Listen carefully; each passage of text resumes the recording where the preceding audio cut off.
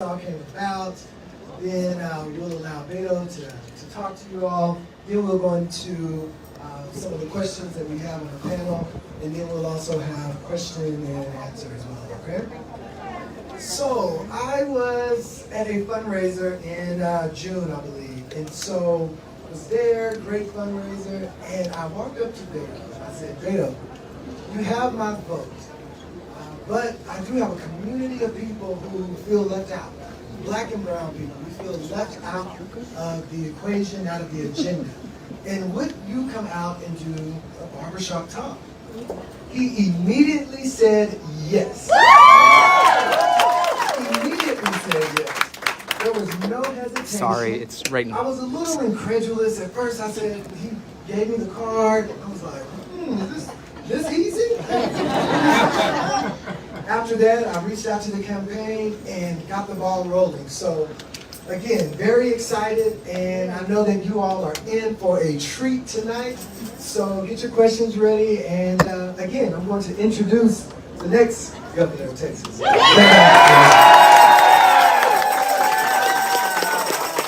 Thank you all. Thanks for hosting us, having us here. Go ahead. And I'm sorry to the host, the owners. Oh, this event. And Deshaun Williams.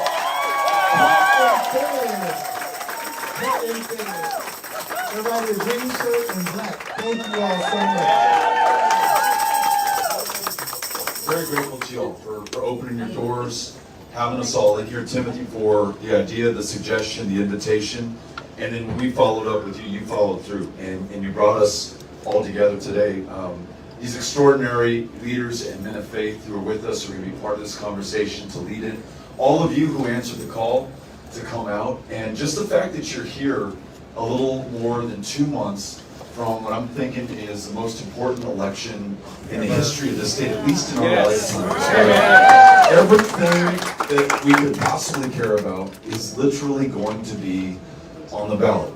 And I see so many people who brought their kids. I met one of the owner's sons just now who has the best manners in the world, shook my hand, firm handshake. We just took a picture together. He does not have a vote, and he doesn't have a voice in this election but through us. He's counting on us, and he's watching us right now. I mean, literally watching us, but also watching to see what we do at this defining moment of truth where everything that we care about is on the line. I mean, literally the right to vote. And whether in a state that is now the toughest in the nation in which to register or to cast a ballot, and not the toughest on everyone equally in this state right now in order to register or to cast a ballot, whether we're going to come through and uphold this great democracy that we've been trying to perfect for the last 246 years and see it under attack in this state more than we do anywhere else, whether women are going to be able to make their own decisions about their own body, in a state that unfortunately has already, prior to this Dobbs decision and the total abortion ban, it completely outlaws abortion, with no exception for rape or incest. Even prior to that, this state led most of the developed world in the rate of maternal mortality, and for black women, 3 times as deadly, because when you have closed off every option to access an abortion, you have also closed off, in many communities, the ability to get a cervical cancer screening, or see a family planning provider, or to see a doctor of any kind in the least insured state in America. To our brothers and sisters in the LGBTQ community, to have the most powerful man in this state constantly attack you, to have a bullseye on your back. The official platform of the Republican Party, the state of Texas right now, calls, this is a direct quote, homosexuality an abnormal behavior. I think about these kids growing up in our schools who already wonder whether they're in the right state, maybe in the right planet, maybe whether they should be alive at all. And we see the levels of suicidal ideation.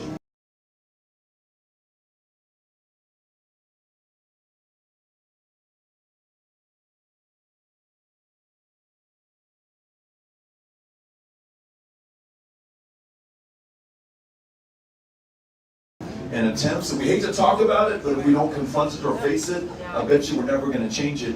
And right now we have this opportunity with this on the ballot to decide whether we're going to allow our friends and family and neighbors to be just who they are, to be proud of them, to fight for them, to ensure that they're treated equally under the law in this great state. We want to be able to do that. That's economic opportunity. And I know we'll get into more of these details. I won't go through a full policy platform, but I want to say this. We are an ambitious people. These two gentlemen and this business that they're started is a prime example that in this neighborhood, they fought for this. They got an education, they took on debt, they built this business and opportunities within this community and for others. We just want to make sure that more people have this same chance, beginning with a great world-class public school education, pre-K all day for our young people, all the way through making sure that cost is not an object to pursue your talent. Whether it's going to arbor school, whether it's getting a welder certification, whether it's a 4-year degree, whether it's a PhD, whatever it is that you want to pursue that allows you to reveal your genius to all of us. And you do better for yourself, you also do better for all of us. We want to make sure that you have an equal shot at that in the state of Texas. And today, we don't. Last thing that I want to say, and that is the fact that in the most incarcerated country on the planet, we put more of our own behind bars than China, Russia, Iran, North Korea do of theirs. We're the most incarcerated state. And we know that a lot of people are serving time right now in the state of Texas for possession of a substance that is legal in almost every other state in this country today. And we know that white people, black Texans, Mexican Americans, Asian Americans all use marijuana at roughly the same rate. It sounds like a lot, right? Yeah. We know that not all will be stopped by police in our communities at the same rate. Not all will be frisked, not all will be incarcerated, not all will be released with the mandate that they check a box on every employment application form saying that they have this conviction, narrowing their opportunities in life. Try getting a loan for college. Try getting that job when you got to check that box. So in addition to this opportunity to make cannabis legal in Texas, we also have the opportunity to begin the steps in restorative justice by expunging the arrest records for anyone who has served time. So many good things that we can do, so many bad things that we can stop. This election will decide it. And on behalf of our kids and our grandkids and the generations to come, let's make sure that we are not found wanting in this moment of truth. That's why we're here together today, I hope, to figure out how we are going to do this. And once we win, how we can hold each other accountable for getting the job done at the end of the day. So Timothy, thank you for bringing us together.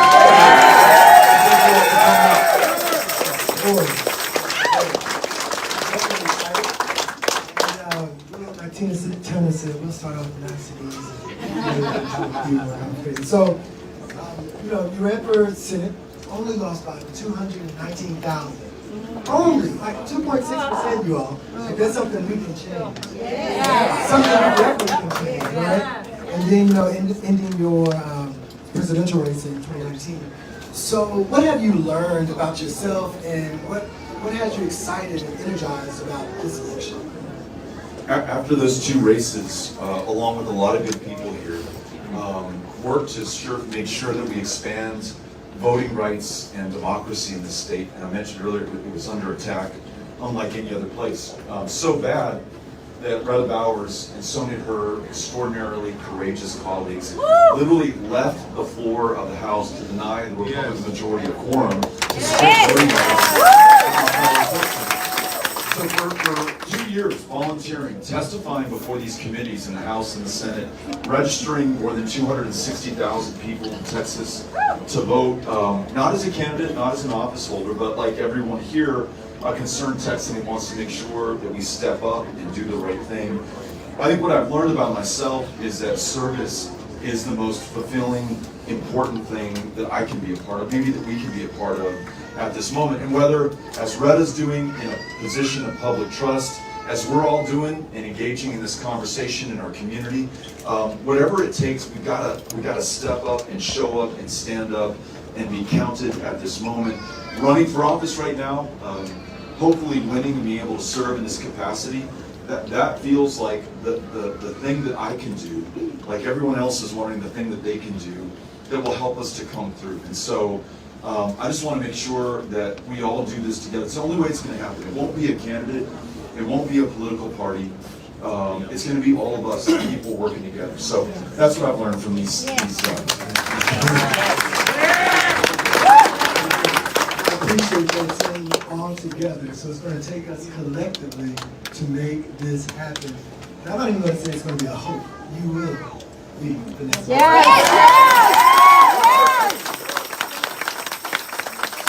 With us being in a black-owned business, we know oftentimes black and brown minority-owned businesses are denied loans whenever they go get loans. And so what are you going to do to help, lessen that wealth gap for black minority-owned businesses? This is such a good question, and it's a tough one because it is decades, really centuries in the making. This extraordinary disparity in wealth in America. There is 10 times the wealth in white America that there is in black America. To bring it to Dallas County, because I think about when I started a small business. I was in my mid-20s, went to the bank, couldn't get a loan. My dad was able to loan me $20,000 to start a small technology business. He went to the bank to get that loan, and he used our home as the collateral, right? Our family home. The rate of home ownership amongst African Americans in Dallas County is 24%. Amongst Anglo-Americans in the same county, it is 60%.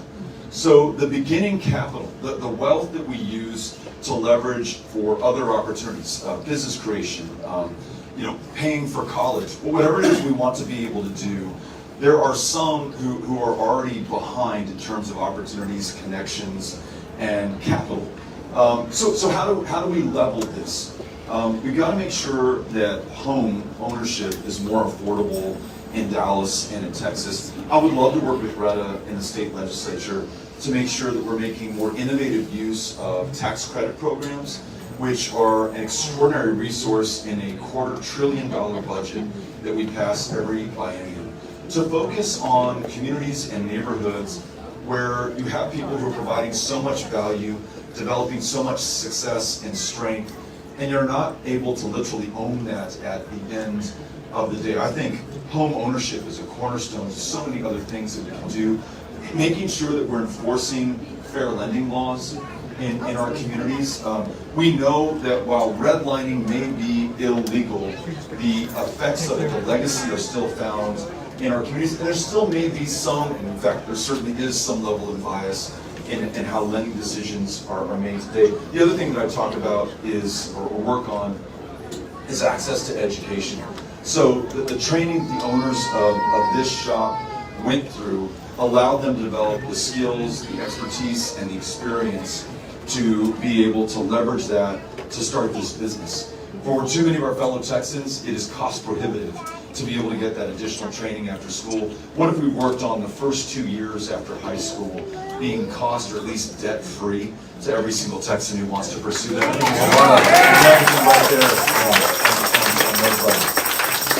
Amazing. So as you talked earlier, about marijuana, and what we know in Texas, black people are 2 times as likely to be searched and arrested for marijuana. And so with police brutality, I can drive down the street, not doing anything, not speeding, but the police officer gets behind me, and I know black people in here feel nervous, get tense automatically. And so I was talking to a white colleague of mine, and he said, whenever I get pulled over, I'm like, hurry up and get me the ticket so I can go. But what we're thinking is, let me just make it home.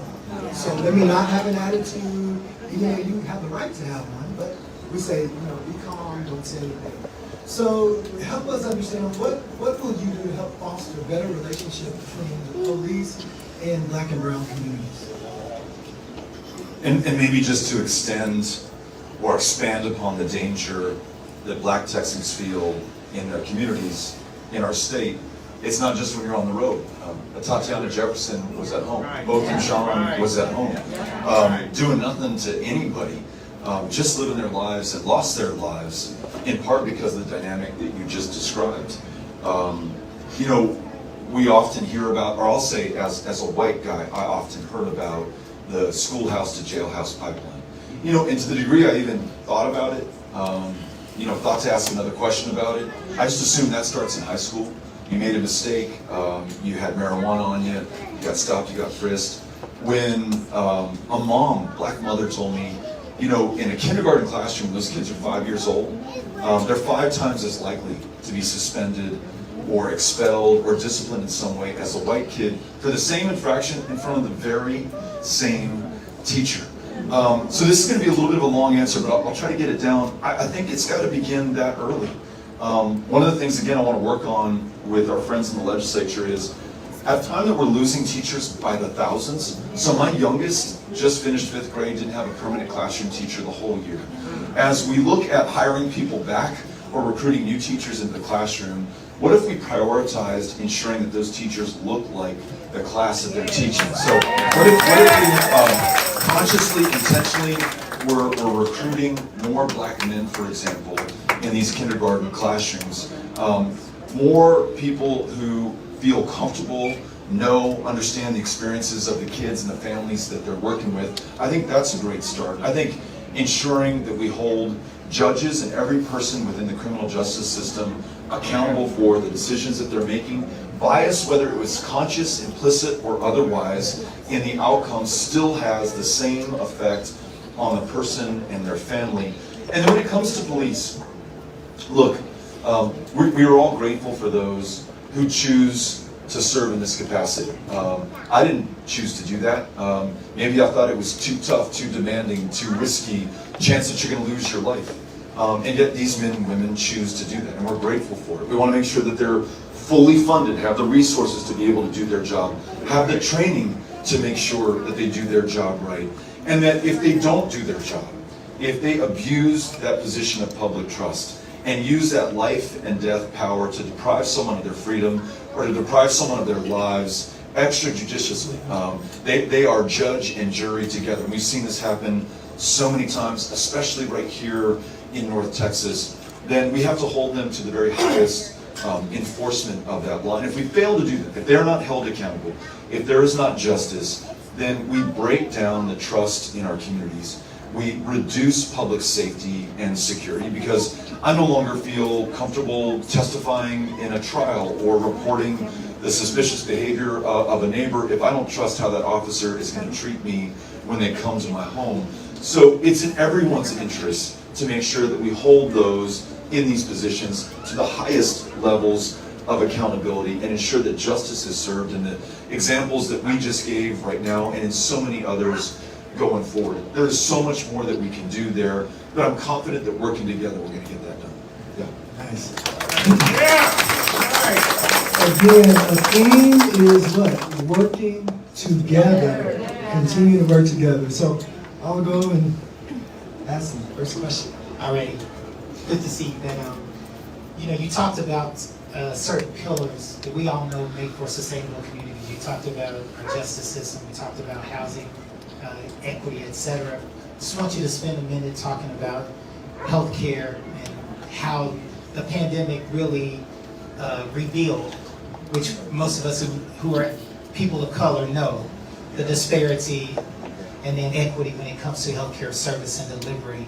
And so just give us a glimpse in terms of how do you equalize or bring better healthcare and service to those communities? I'll begin with one of these building blocks again. We were in East Waco 2 weeks ago, and we were at a place called The Shack. And it's this great oasis in a food desert in this part of Waco, Texas. Is that a Baylor shirt I see on? So, and the owners told me that the reason they started this is they said, Beto, when you drove in today for the town hall meeting, did you notice a grocery store? Did you notice any place that our kids could get healthy calories? I bet you saw convenience stores where you could get honey buns or Hostess cupcakes or high sugar, high fat, processed foods. But that's not the stuff we want our kids to be able to grow on. And is it any wonder that we lead the country in rates of obesity and heart disease and diabetes? It's not just that we are somehow inherently less healthy. When the environment in which we live doesn't afford us the opportunity to do the right thing, we come up with these comorbidities that shorten our lives and make our lives a little bit more of a struggle to get through. So I think if we start there, and very often we start with medicine and Medicaid and hospitals and clinics, those are super important, and I want to get to that in just a second. But just what your environment is like, if you have a park you can play in, if the street is safe to walk on or ride your bicycle on, if there's something healthy for you to eat in your day-to-day life, those are extraordinarily important. But then when you look at the fact that we're 51st in the nation in mental health care access, and you think about these young people and older people for that matter, who have schizophrenia or bipolar disorder, don't qualify for Medicaid in this state, they're untreated, they need help, they're self-medicating on the streets, maybe through illegal drugs, maybe getting their hands on a legal drug prescription, and very often ending up in our county jails, which are the largest provider of mental health care services in the state of Texas. And you start to look at the composition of that incarcerated population. All this stuff is connected. The answer at least begins with, again, not to keep putting the spotlight on you, Retta, but it begins with ideas that she and others have worked on for years, like Medicaid expansion. It would bring $10 billion of our federal income taxes back to our communities. It would hire up more doctors, connect more people with care. Just insulin, right, which costs nothing to produce, but if you don't have insurance out of your pocket, you'll be paying hundreds, if not thousands of dollars a month. Being able to see a mental health care provider, a social worker, a therapist, this is life-saving stuff that we're talking about. And if we're the least insured state in America, which we are, then the communities we're talking about are very often the least insured amongst them. East Waco is a great example. South Dallas County, a great example. This is where we can do better and connect more people with care. So I look at this as holistically as we possibly can. And then last thing, as governor, I want to trust the leaders in the community, elected, informal, or otherwise, to tell us what the solutions are. This is where we need help. This is what it should look like. So come to the table, meet us halfway. That's what we should do. Thanks for the question. All right, folks, it's good to see you again. Just as Pastor Butler does, and so many of us, we have our feet on the ground all the time. And so in preparation for this, I scouted out some of my members in our local congregation and kind of asked, if you had a one-on-one with Beto, what would you ask him? And so many of them are retired educators. And we pointed out this fact earlier as a part of their building block for success in the state of Texas specifically, talking about representation in classrooms.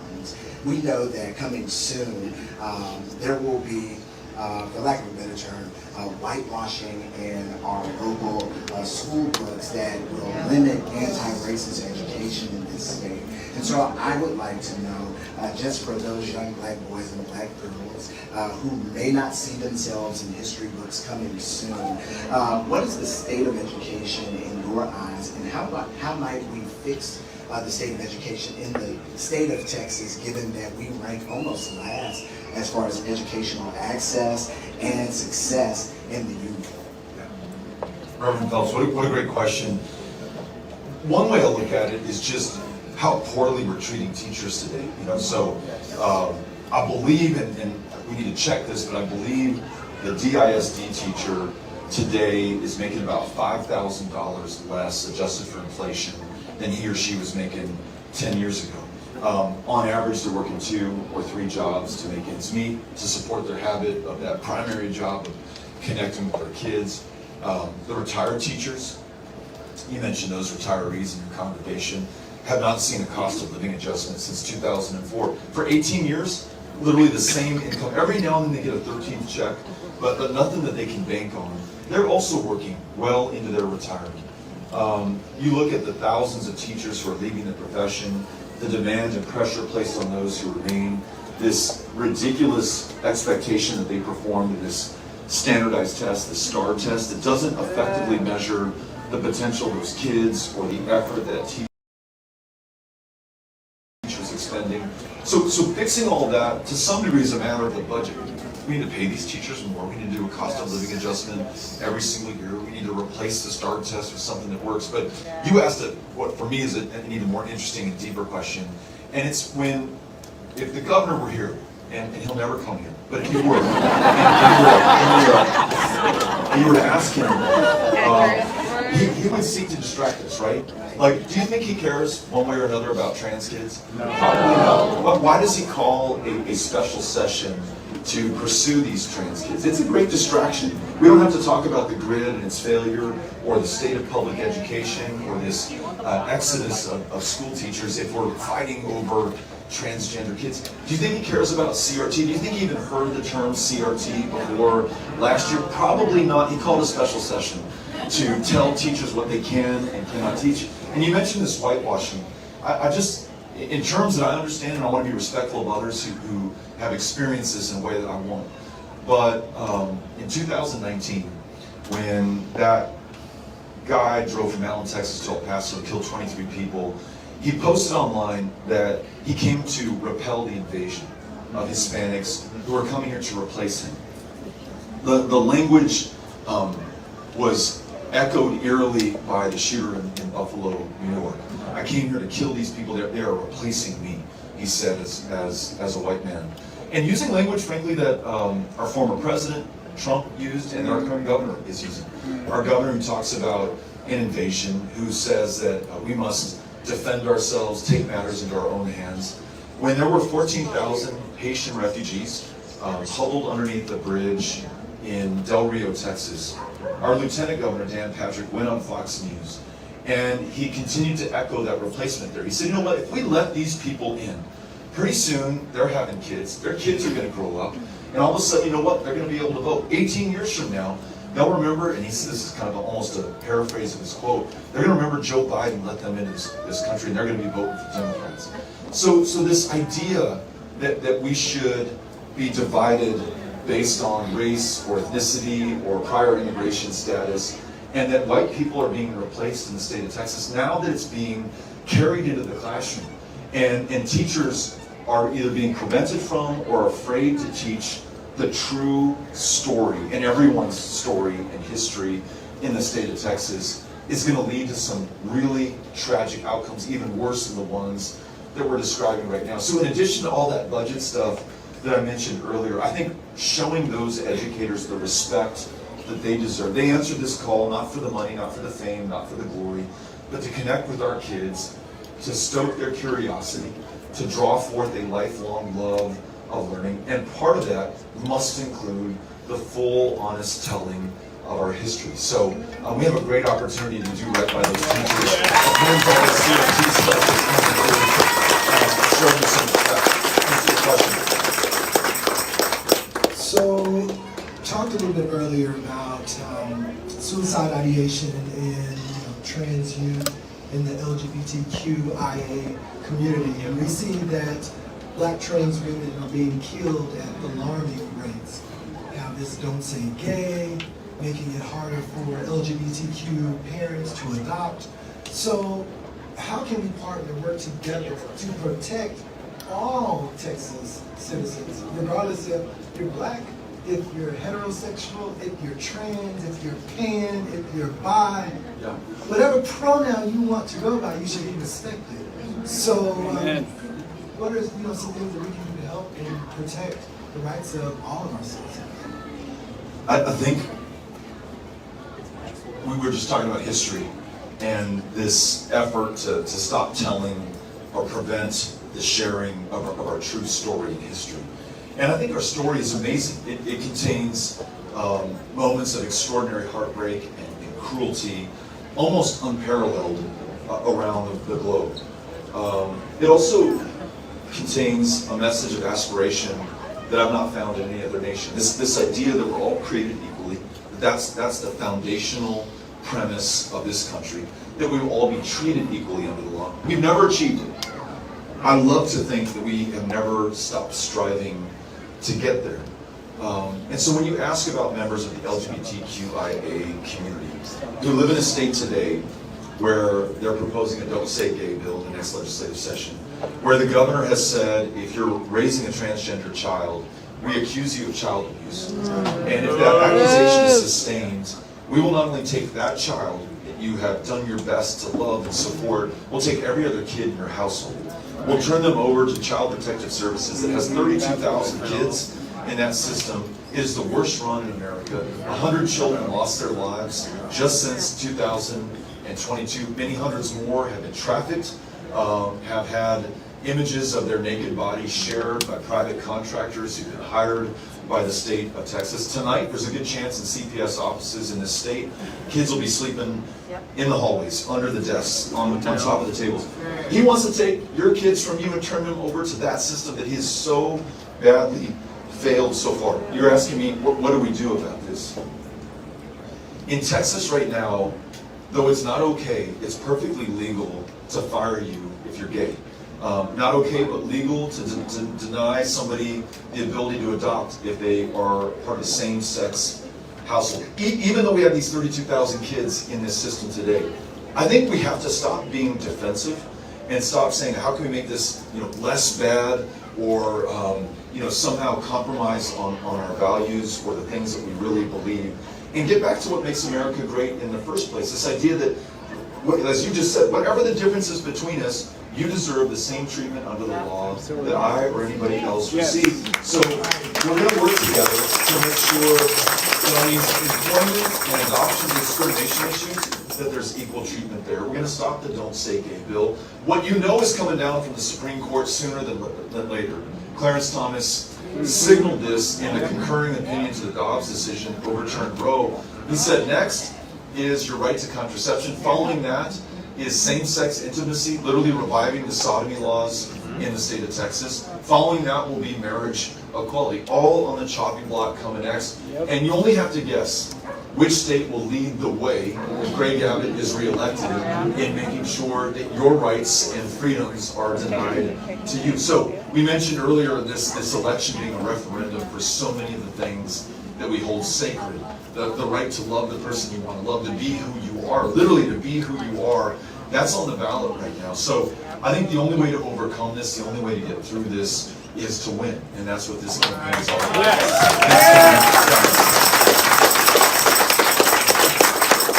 So what we're going to do now is go into some question and answers from the audience. And ask your questions. Beto is here to answer. Again, as we talked about today, there's been a lot of good stuff. And so we want to make sure that everyone walks away, galvanized and ready to go out into your community and go back and tell someone, help them register to vote. We have a registration booth out here, help them register to vote. So what we'll start now is, some question and answer, and we'll actually start. Over here. We'll start back here and then we'll So, real quick, good to see you, Beto. I'm Minister Dominique Alexander, President of the Next Generation Action Network. And I know one of the biggest questions of our members, which are millennial members, is also the economic inequality and, of course, housing crisis. And one of the things that our organization wants to do is to make sure that we speak more to millennial voters. So how can you speak to millennial voters about the economic inequalities and also the raising housing crisis that we currently have in our state? Yeah, thank you for the work you're doing and for asking this question. We've got to be where voters are. And so, for example, today, we're so fortunate that everybody has come to where we are. But we have to go to where people are. And that means being on the doors. It means going to Paul Quinn College and having town halls and forums there, which we've done repeatedly and continue to do. It means going to senior high school classrooms to be with people who in some instances will not vote or will not be old enough to vote by the time this November election rolls around, but whose issues, if unaddressed, will not only not get solved, they won't excite people who are old enough to vote in their same cohort or in that same high school. When we did this in 2018, took a chance and went to where young people were, and everyone told us, the really smart, cynical folks, don't do that. You have limited time and resources. Don't waste them on young people. They never show up. They talk a big game, but what are they going to do at the end of the day? Young voter turnout in 2018 was up 504% from the previous election. And then, as you just suggested, it's got to be not showing up to preach. It's got to be showing up to listen and then reflect back what we've heard over the course of that campaign. Some of the issues that were pillars of my candidacy in 2018 and are again in 2022 are the issues that young people are leading on. And as you know, and you're probably sick of hearing this, I'm sick of hearing this too, that young people are often told that they're going to be the leaders of tomorrow. But we know that they're the leaders right now of this moment. Their urgency is so much more intense than of anyone else. And we also know that at every major turn of American history, the change was always led by young people. And I often talk about how in the world did we as a country figure out the Voting Rights Act in '65? How did the states of the former Confederacy and those white senators and representatives, many of them segregationists, how was LBJ, and himself a white Southerner who had some of this background, how were they able to find it in themselves to do the right thing? And then you look at what John Lewis did, and you realize they were forced to do that. He shocked the conscience of the country and compelled people to reach out to their representatives and help them form the political will to do the right thing at the right time. I'm confident it is young people right now on Roe versus Wade and reproductive health care freedom. I see these young people out there, and they're literally in the vanguard on the front lines. They are fighting for this. They remind me that when women won protection for that right in 1973, it was young women, Jane Roe, Sarah Weddington, Linda Coffey, who argued that case before the Supreme Court. It has been, it always will be, young people. And the sooner I think all of us who are a little bit older than young people wake up to that and follow that lead to these issues you talked about in terms of housing access or obstacles to higher education, workforce training, all of these become so much more possible. And so what I'll do in just the final part of my answer to your question is offer, as I did with Timothy, if you want to help organize something or point me in the right direction to a place that I should be at or places that I should go, I will gladly do that. And I'll go be with those people who are going to lead this right. So thank you. How you doing? Hi there. All right. What are your views on gun laws? Let me just say this. Because every time somebody do a mass shooting, they blame the law-abiding citizens. So what are your views? I like the way you put it, because the vast majority of us who own firearms in this state are responsible, follow the law, use common sense. I've got young kids in the house, we're going to keep the gun locked up. If I sell that gun to somebody else, I want to make sure I do some kind of background check so I'm not putting it in the hands of somebody who could do harm to themselves, to their family, to someone else. We used to have this program called License to Carry, as you can carry a firearm in public. Everyone's cool with it. Just make sure you do a background check. Just make sure you get some firearms training so we know that you're proficient in this before you take it out there. We just want to make sure that we're keeping the public safe. Where we are today is outside of that tradition that all of us grew up in and that many of us are still exercising. So I'll give you an example. That License to Carry program over the last 5 years prevented 38,000 Texans from carrying a loaded gun in public, because when the review came through, they found this person has a violent criminal history, or they have a pattern of abusing people in their lives or harming themselves. I don't want them to use this against themselves. Gun violence and suicide by gun really off the charts in the state of Texas. 38,000 times that happened. Abbott signs a bill called Permitless Carry that does away with all that. Now all 38,000 of those folks are really free to carry those guns in public. We're none the safer or the wiser for it, as are tens of thousands who knew they never would have passed the background check. So repealing that and getting that License to Carry program back is a great place to start. Having a universal background check that just says, look, you buy a gun today from a federally licensed firearms dealer, you have to do a background check. Yes. But if you buy it from a private seller, you don't.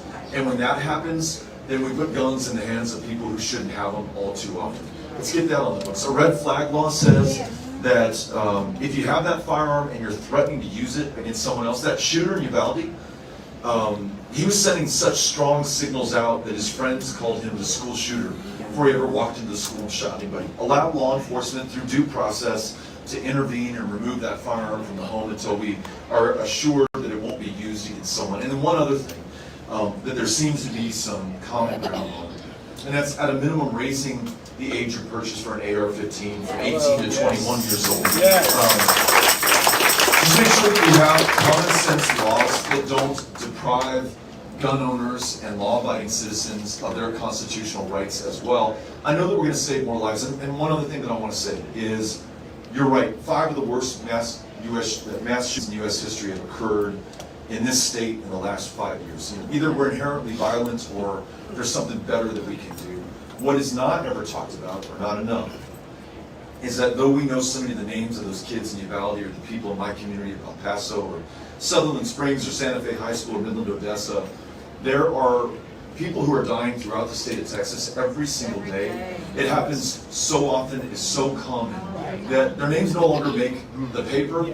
We see their faces on the broadcast news. We've just kind of accepted it tacitly as the cost of doing business in this state. We owe them and their families far better than we are doing right now. So I want to work with you, other gun owners, non-gun owners, Republicans, Democrats. We got to do better for each other. I know as Texans that we can. Thanks for asking that question. Oh, Jasmine Crockett's here. Want to make sure.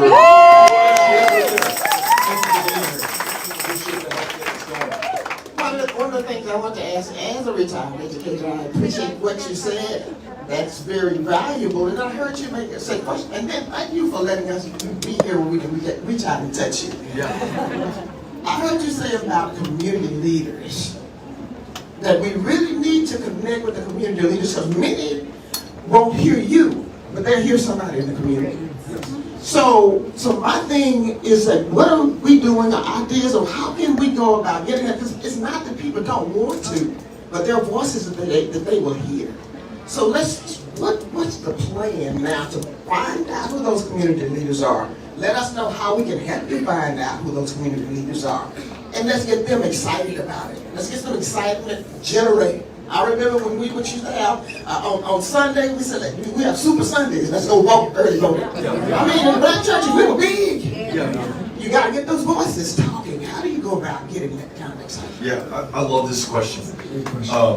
So, you know, every campaign, every statewide campaign, they'll have a political team, and our political team is here today. They're amazing. And they'll make sure that we reach out to future Congresswoman Jasmine Crockett, right? Make sure that she's here, that Retta Bowers is here, the judge is here, that all these amazing candidates are here. And I love that. What I've tasked them with doing is exactly what you just described. Even if you don't hold an office, if you never run for one in your life, but you are central to the success of that community, you're just as important as anyone else. Maybe even more so, because day to day, you know who the homebound senior is, and you go out to the food bank and you pick her up that box of food. You have an intimate connection with her. You're talking to her. You are that validator for me or for any other candidate, and say, you know what, I met Beto. He's the real deal, and he wants to make sure that we get this or that done in this community. This was brought home to me in Laredo, Texas. Different community, different part of the state.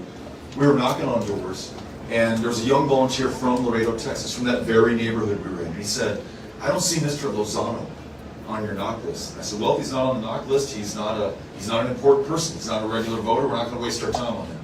And this young kid was so patient with me. He said, no, Beto, you don't understand how it works here in Laredo. Mr. Lozano's a big deal. And so I was like, okay, well, I'll humor this kid. We'll go knock on Mr. Lozano's door. Turns out that Mr. Lozano has the auto body repair shop. He has fixed every person's car in that neighborhood. His wife has been on the PTA for like 30 years. She knows every parent, every kid that's grown up in that community. At the start of the pandemic, they organized relief for people who were losing their jobs, who had COVID, who couldn't leave their homes. They were literally delivering food to them. And connecting with the Lozano family, and making sure that they understood that I'm going to show up for them no matter if they can vote or they can't vote. I'm going to be there for Laredo.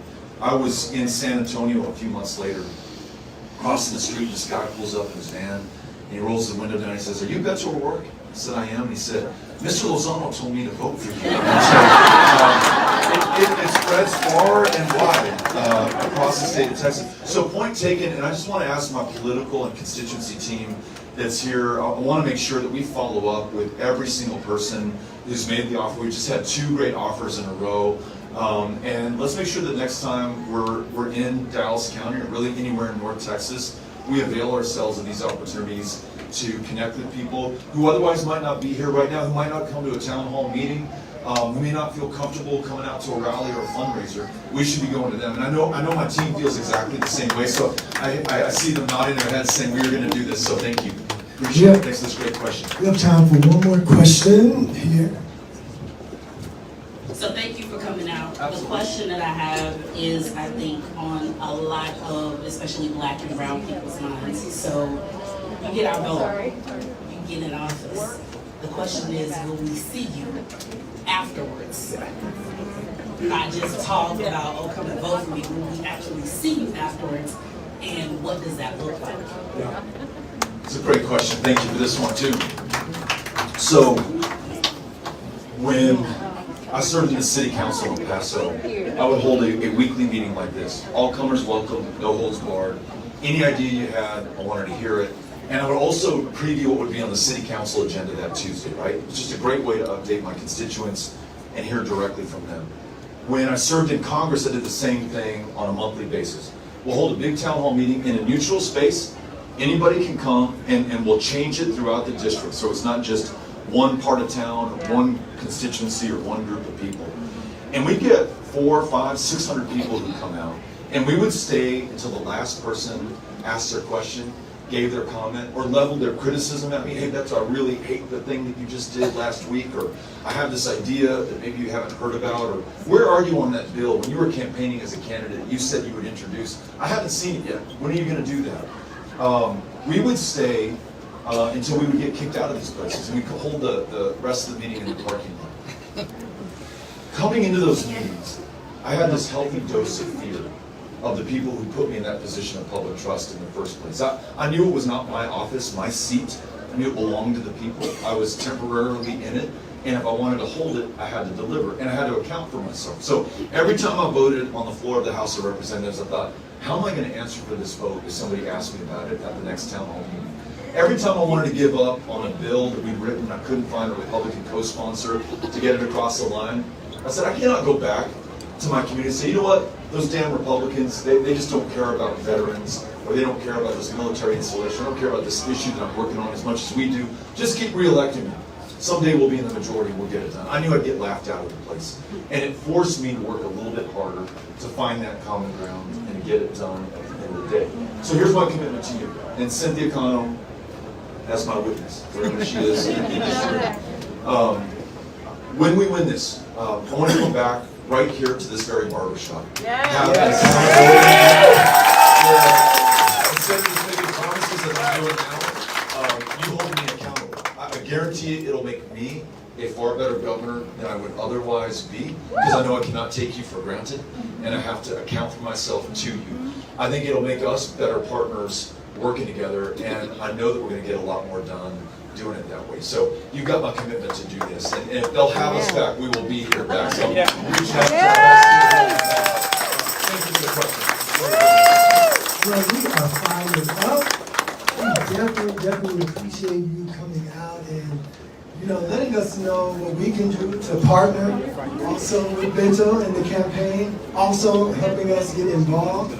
We know he is here for us. He's made commitments, and I'm proof that he will follow through on his commitments. So just imagine him being the next governor of Texas.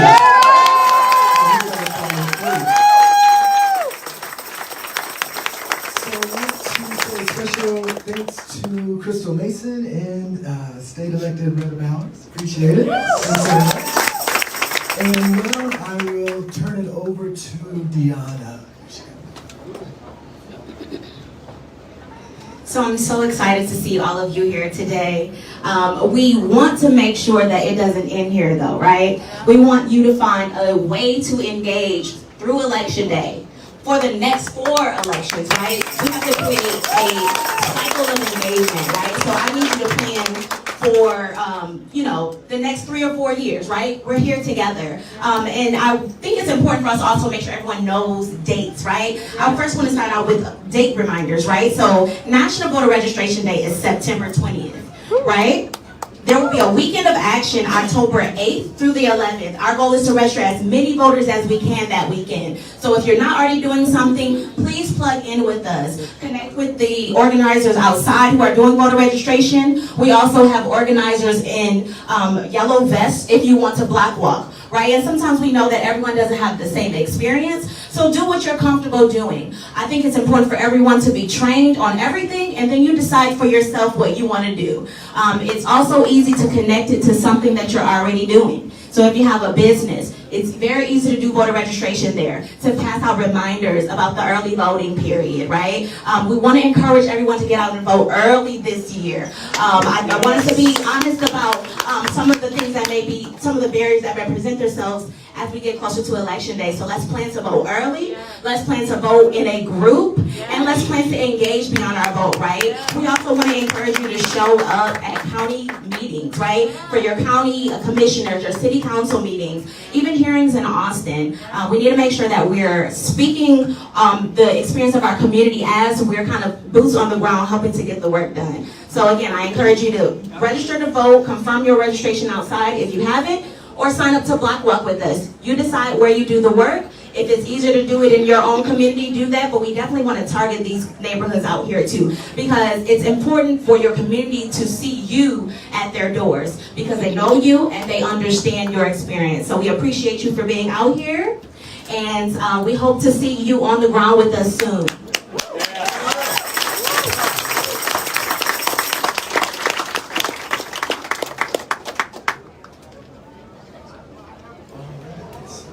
Well, again, We're going to be back here, and we're going to take pictures if y'all like to stay or say hi. So come on back to the flag. going back to the front. And again, thank you to Deshaun and Black for opening the door. I've been knowing them for over 2 decades, and they've always been involved in the community. So I just want to thank you for opening your doors and being a part of the community. So thank you. Appreciate it. Sonny Liston.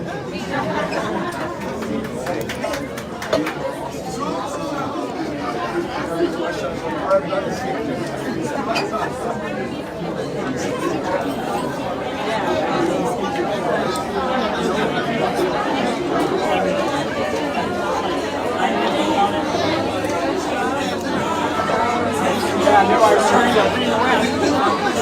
Yeah, I